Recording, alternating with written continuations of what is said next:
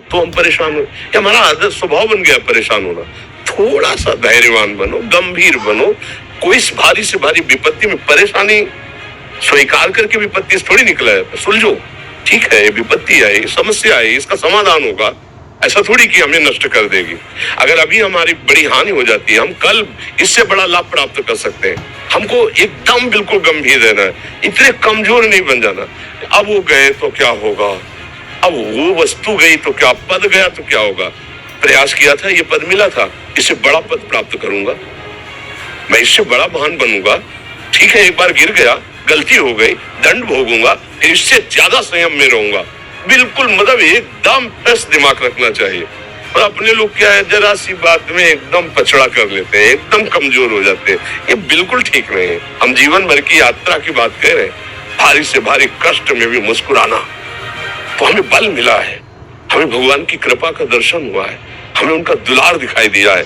अगर ऐसे तो भाग जाते, फिर परमार्थ में थोड़ी चलना होता है। आज जो आप सुन करके लाभ लेने की चेष्टा कर रहे हो ना, ये केवल प्रवचन नहीं है, ये जीवन है। अगर ये जिए ना होते ना तो ये इसका प्रभाव नहीं पड़ता, फिर वाणी का प्रभाव नहीं पड़ता। हम इसीलिए कहते हैं, जैसे आप लोग एकदम परेशान हो जाते हैं तो बोलो क्या हमसे ज्यादा परेशानी होगी। दोनों किडनी खराब, दवाई लाने के लिए पैसे नहीं, पानी रखा है हम उठ के पी नहीं सकते, भीषण शरीर में कष्ट, भीषण बुखार, क्योंकि किडनी फेल, जरा में बुखार, खाने को क्या, रोटी मांग के लाओ। अगर वहां सब्जी मिलती तो लाल मिर्च ऐसी पड़ के मिलती थी कि पा नहीं सकते थे। आप सोचो, पानी लाना है तो मुझे लाना है, पीना है तो मुझे पीना है। अगर मैं हारता तो कहां पहुंच जाता, क्या स्थिति होती। नहीं, मरना है और कदम पीछे। कोई दिन ऐसा नहीं जिस दिन सेवा न की हो, जिस दिन सेवा न गए हो। गुरु जी की सेवा में जाना है, पहले अपने को स्वस्थ साबित करना है। वो सेवा नहीं लेंगे, तुम बीमार हो, तुम कष्ट में, वैसे उनकी दृष्टि बड़ी शांत है उनकी। सेवा की, आके लेट गए, हिम्मत की, अपनी श्री जी की सेवा की, मधुकरी नहीं गए, 3-4 दिन भोजन नहीं गए, पर सेवा नहीं छोड़ा, दिनचर्या नहीं छोड़ी। और उसका प्रधान कारण संयम, ब्रह्मचर्य, भगवत आश्रय, नाम जो कभी हारने नहीं दिया। अभी भी थोड़ी देर बाद डायलिसिस शुरू होगा, हारने, आपको हारे हुए नजर आ रहे हैं। शरीर में पीड़ा है, किडनी फेल है, ऐसा तो हम स्वस्थ बैठे, पीड़ा है, बार बार प्यास लगती है, थोड़ा थोड़ा पानी मिलता है हर, लेकिन हम आनंदित है, हम प्रसन्न है। हम लड़ाई में हारे नहीं है, न हारेंगे, हम जीत चुके हैं। हम अपने मालिक के भरोसे में अपना संपाद, तो वो ये हम अपनी बड़ाई नहीं बता रहे, हम आपको बता रहे समस्या। सोचो तुम्हारे पास तो माँ है, भाई है, बहन है, परिवार है, कोई ना कोई तो है ना। मेरा किसी ने कभी जीवन में ध्यान भी नहीं दिया, क्यों?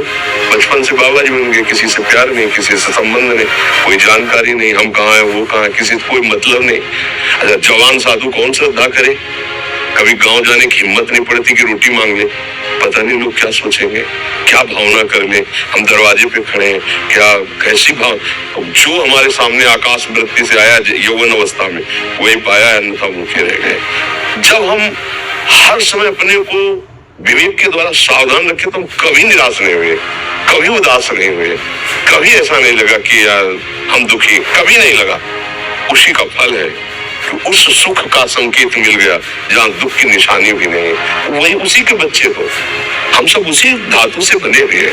हम इतना क्यों परेशान हो जाते हैं, हम ये देखते हैं। अपने लोग थोड़ी बात बिगड़ गई परेशान, नहीं बिगड़ी तो बिगड़ जाने की संभावना में परेशान है। आज सुख है लेकिन कल सुख छिन जाएगा, तो हम आज के सुख में सुखी ना होकर कल के दुख की आने की संभावना में भयभीत हो, तब क्या हमारी सोच रह गई। हमको इतना बलवान बनना है कि सुख और दुख दोनों हमको छू न सके। भारी से भारी सुख की व्यवस्था है तो अहंकार नहीं, हर्षित होकर किसी का अपमान न करें कि हम धनी, हम पदाधिकारी, अमुक। भारी से भारी दुख आया तो हमें किसी के सहयोग की जरूरत नहीं, हम फिर अपने कदम बढ़ाएंगे, हम फिर जुड़ी हुई अपनी भावनाओं को सजाएंगे। मस्त जीवन, एकदम तुम अविनाशी के बच्चे हो। शेर का बच्चा भेड़ों के बीच में फंसकर म्यू म्यू बोल रहा है, बस अगर दहाड़ना सीख जाए तो कोई भी उसे परास्त नहीं कर सकता। ऐसे भगवद अंश तो प्रपंच में फंसकर अपने को इतना दीन क्यों देख रहा है? तू ऐसा है भगवान के दिव्यास्त्र में भी ताकत नहीं तेरे को मार सके। तू अविनाशी का अविनाशी बच्चा है। विनाशी भोगों को, विनाशी शरीर को मैं मान के इतना भयभीत, इतना दुख ठीक नहीं। ये सबके लिए, केवल एक के लिए नहीं। आप समझो, आप लोग सोचते हैं हम गृहस्थ होकर भला ऐसी स्थिति कैसे।